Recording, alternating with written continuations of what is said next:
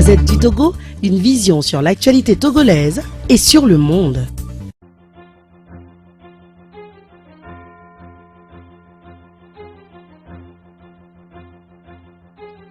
Mesdames et messieurs, les leaders des partis politiques de l'opposition togolaise, mesdames et messieurs, les responsables de la société civile togolaise, engagés dans la lutte pour la libération pacifique du peuple togolais du joug dictatorial, cinquantenaire, messieurs les leaders religieux de différentes confessions ayant en partage la terre de nos aïeux, mesdames et messieurs, la scène sociopolitique togolaise continue d'offrir le spectacle affligeant d'un champ de ruines où la dignité d'une majorité écrasante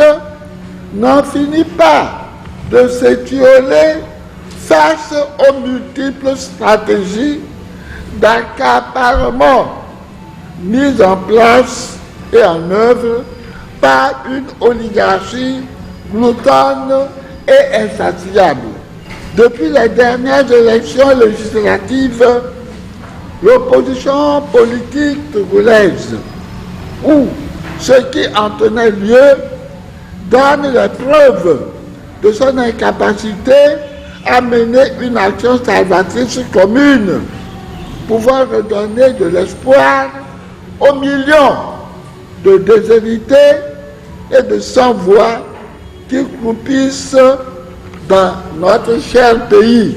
Cette situation interpelle quotidiennement les hommes et les femmes de bonne volonté en général et les responsables religieux en particulier, les prélats, les pasteurs, les imams et d'autres groupes de croyants qui me font l'amitié et l'honneur de venir se confier à moi sont en train de prendre la pleine mesure de la force morale qu'ensemble nous représentons. Je me dépêche de préciser qu'aucun d'entre nous n'aspire à conquérir un quelconque pouvoir politique. Notre mission reste l'entretien de la vie spirituelle de ceux qui nous font confiance. Et cette tâche consiste, entre autres, à leur proposer des clés devant les aider à décrypter les complexes réalités sociopolitiques que nous vivons depuis des années et dont une saine et profonde compréhension ne peut que les amener à faire des choix politiques responsables à leur qualité de citoyens informés, éclairés et mûrs. La puissance morale dont il est question ici n'est plus un vœu pieux. Elle a commencé à se constituer depuis que de nombreux responsables habités par la crainte de Dieu ont décidé de mettre en veilleuse leur appartenance religieuse, partisane ou ethnique pour se joindre à moi qui, à l'époque, croyais prêcher dans le désert. Ils sont de plus en plus nombreux à se rendre compte de la justesse de mes prises de position antérieures. En toute honnêteté, il ne nous appartient pas de transformer cette force morale en force politique. Ceux qui nous voient faire et qui sont, comme nous, convaincus que les richesses de ce pays méritent d'être partagées de façon transparente et juste, et que tous les citoyens et citoyennes togolais méritent les mêmes chances dans la vie, Ces hommes et ces femmes, donc, qui ont accédé à ce niveau de conscience, sont interpellés ici. Depuis environ 2 ans, la coalition de l'opposition classique ne nous convainc pas de sa capacité à transcender les problèmes de positionnement et d'ego qui la traversent, la minent et l'empêchent de voir en face les sacrifices à consentir en tant que chef ou membre de parti pour redonner vie à un peuple qu'on ne courtise qu'en leur lançant des miettes en période électorale.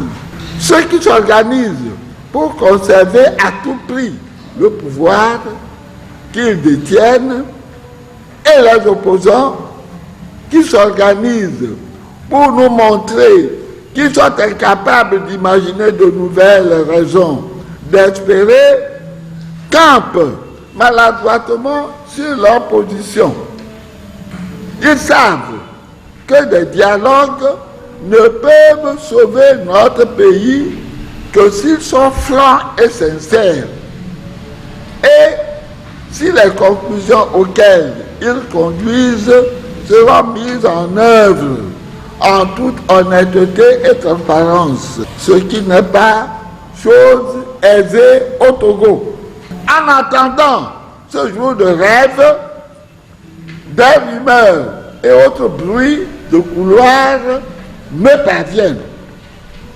Prenons par exemple la peur qui à tout moment peut changer de camp. Elle peut être motivée par ce que certains de mes visiteurs ont appelé le revanchardisme. Ce barbarisme signifie qu'en cas de retournement de la situation en faveur de certains opposants déjà identifiés, ces derniers seraient tentés de mener une politique revancharde. Ce qui subodore une telle attitude que personnellement je juge ignoble, ont l'avantage d'être encore aux commandes.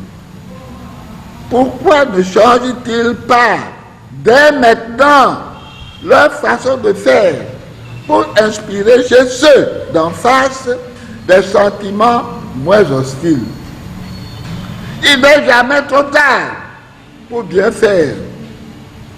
Par ailleurs, ce virage qui est loin d'être impossible chez les membres de la mouvance présidentielle actuelle les aiderait à consolider en toute quiétude leur surface politique du moment, sans avoir à organiser des élections frauduleuses.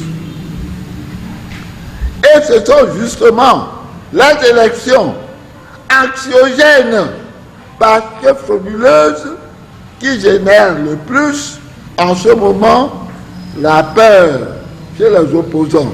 Ils se demandent si leur sera offerte un jour l'occasion de mesurer le poids réel de chaque groupe d'acteurs sur l'échiquier politique togolais. Ceux des Togolais qui sont intellectuellement outillés des deux côtés de la ligne de fracture politique de notre pays doivent avoir le courage moral de se considérer comme des concepteurs de normes, redoutant le jugement de l'histoire. Je reste convaincu qu'avec le temps, des langues vont se délier, des consciences vont devoir se libérer. Alors, dans le sens de l'amour véritable de la patrie, si vous savez que ce que vous faites aujourd'hui, même en cachette, sera exposé au grand jour demain, vous aurez de sérieuses raisons de faire attention. Les enveloppes, que dis-je, les valises d'argent qui circulent aujourd'hui, ceux qui les donnent et ceux qui les reçoivent seront tenus également coupables par les générations futures qui finiront par savoir qui a fait quoi, avec qui, comment, où et à quelle fin. Les inventeurs de nouvelles normes sont ceux avec qui je souhaite vivement cheminer. J'ai conscience que, dans nombre de cas, des partis politiques les tiennent en laisse. Ceux qui font partie de la société civile sont un peu plus libres de ce point de vue. Vouliez-vous vous joindre à nous pour qu'on se mette vraiment à discuter sérieusement du cas d'anthologie qu'est devenu le Togo? Si oui, alors je vous propose solennellement aujourd'hui et maintenant notre mobilisation à tous pour alimenter un fonds qui porte, à tort ou à raison, mon nom, en vue de rassembler les ressources suffisantes pour prendre en charge un seul candidat de l'ensemble de l'opposition démocratique et des forces vives de la nation, financer sa campagne dans une dynamique unitaire, soutenue sans réserve par tous, assurer la représentation et la prise en charge complète de ces délégués dans les 9000 bureaux de vote sur l'ensemble du territoire, constituer des comités de veille citoyenne autour de tous les bureaux de vote en vue de décourager toute manœuvre frauduleuse et assurer la compilation des résultats bureau de vote par bureau de vote pour une victoire écrasante de notre candidat de manière libre, honnête et transparente. Ce fonds dont je place le plafonnement minimum dans une fourchette de 4 à 7 milliards de francs CFA nous permettra pour une fois de mettre en place la logistique adéquate pour gagner de façon incontestable ce type de scrutin dont les organisateurs reconnus de par leur piètre histoire comme des voleurs patentés ont tout mis en œuvre d'avance pour s'octroyer la victoire, une victoire dont ils seront les premiers à avoir sérieusement honte. Comme je le disais dans un de mes précédents messages, un vrai fort, F-O-R-T, ne piétine pas les faibles. Oui, j'y reviens et affirme en plus que un vrai fort ne truque pas un duel entre braves hommes. Il saute sur son adversaire à la loyale et la somme afin de démontrer aux yeux de tous qu'il est effectivement le plus fort. N'est-ce pas cela la philosophie que véhiculent les luttes et valas en pays kabyle?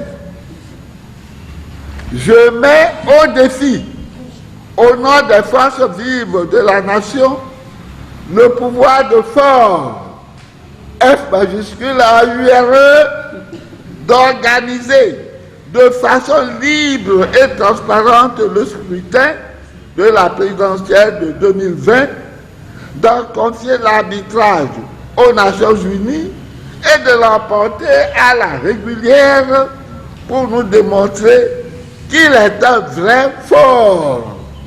Pardon, un vrai fort, F-O-R-T. Le premier, c'est un fort, F-A-U-R-E. Mesdames et messieurs, à la faveur de ce fonds, le peuple, j'en suis convaincu, mobilisé comme un seul homme, ne se laissera plus surprendre par des résultats hideux sortis on ne sait d'où.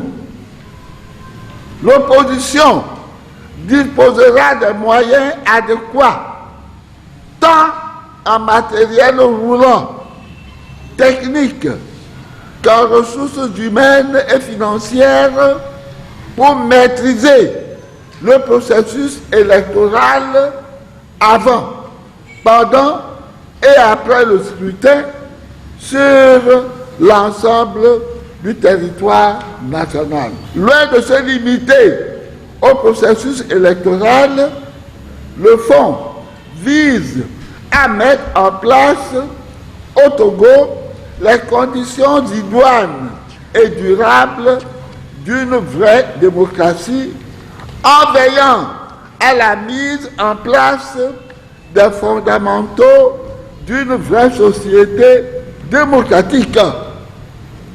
Il veillera à une éducation citoyenne des populations sur les questions de bonne gouvernance à la base et au contrôle citoyen du rôle régalien de l'État.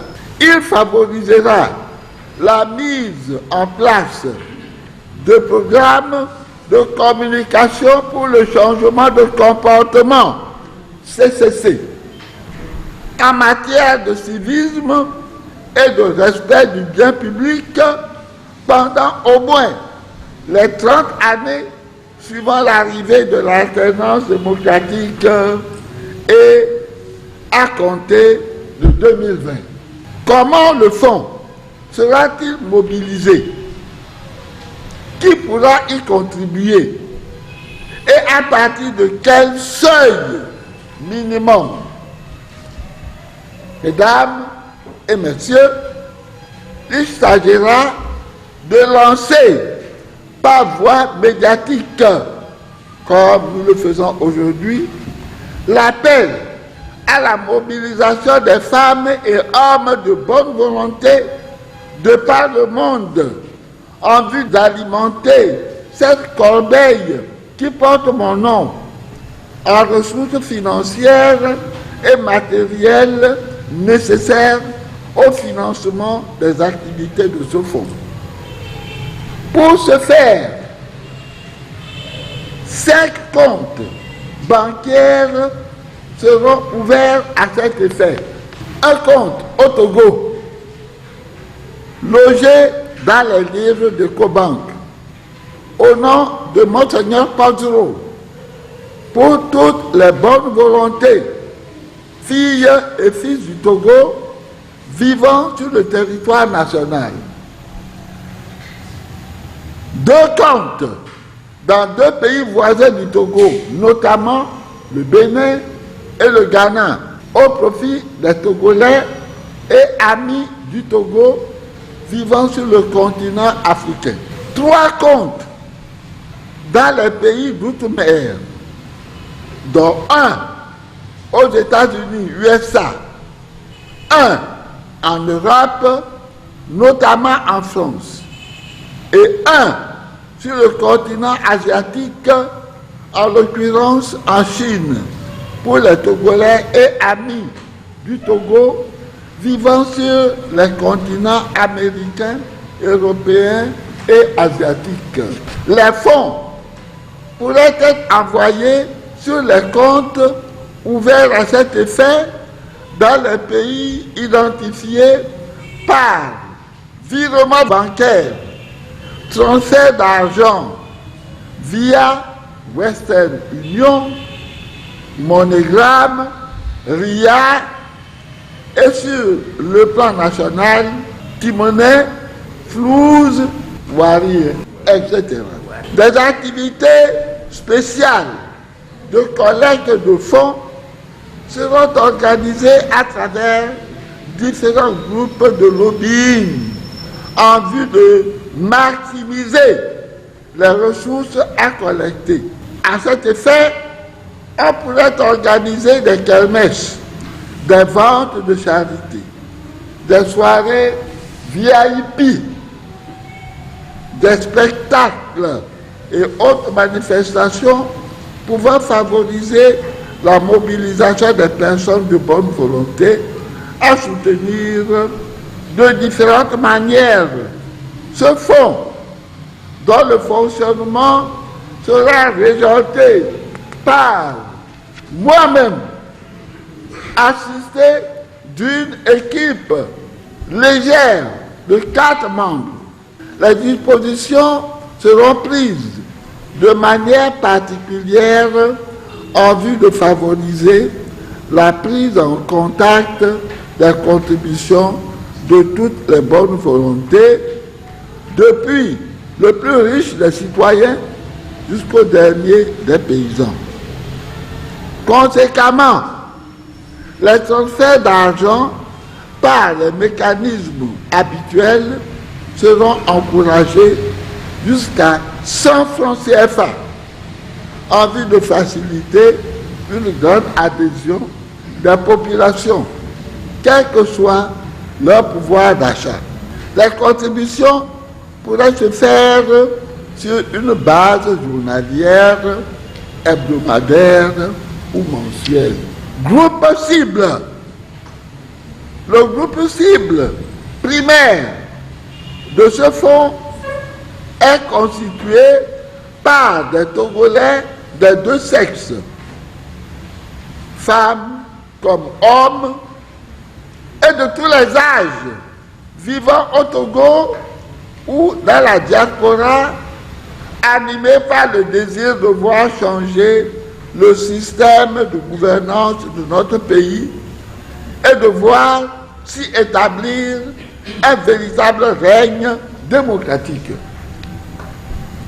Le groupe cible secondaire du présent projet prendra en compte les amis du Togo, femmes et hommes de bonne volonté, originaires de pays étrangers et résidant ou non sur le territoire togolais, mais partageant les souffrances du peuple togolais en lutte pour sa libération pacifique du joug dictatorial des Gnassingbé et l'enracinement des principes démocratiques au Togo. Le troisième groupe cible de ce projet de mobilisation de ressources pour l'alternance politique en 2020 et la mise en place d'une gouvernance démocratique authentique sur la terre de nos aïeux sera formé par des institutions internationales, caritatives ou non, des multinationales et de grandes compagnies ayant pour vocation de soutenir de pareilles initiatives visant la libération des peuples encore sous le joug de la dictature dans les pays en voie de développement, tant sur le continent africain que dans le reste du monde. Les numéros sur lesquels les fonds peuvent être envoyés sont les suivants. Monnaie sur le numéro 91 29 55 64. Flouze sur le numéro 79 44 37 99. Compte Ecobank numéro 70 10 11 14 09 11 56 01. Mesdames et messieurs, je lance du haut de cette tribune un vibrant appel à toutes les Togolaises et à tous les Togolais, où qu'ils se trouvent, afin que nous puissions nous mobiliser spontanément pour alimenter les comptes ouverts à cet effet et en vue d'atteindre les objectifs que nous nous sommes assignés, c'est-à-dire un candidat unique, l'alternance pacifique en 2020 par la victoire éclatante du candidat de l'opposition et l'enracinement de la démocratie sur la terre de nos aïeux d'ici à 2050. Plus qu'une mobilisation citoyenne, c'est un acte de foi auquel je vous invite. Qui croit en Dieu ne périt jamais. Fond Monseigneur Faniko Kodro. Pour l'alternance en 2020. Fond Monseigneur Faniko Kodro. Pour l'alternance en 2020. Fond Monseigneur Faniko Kodro. Pour l'alternance en 2020.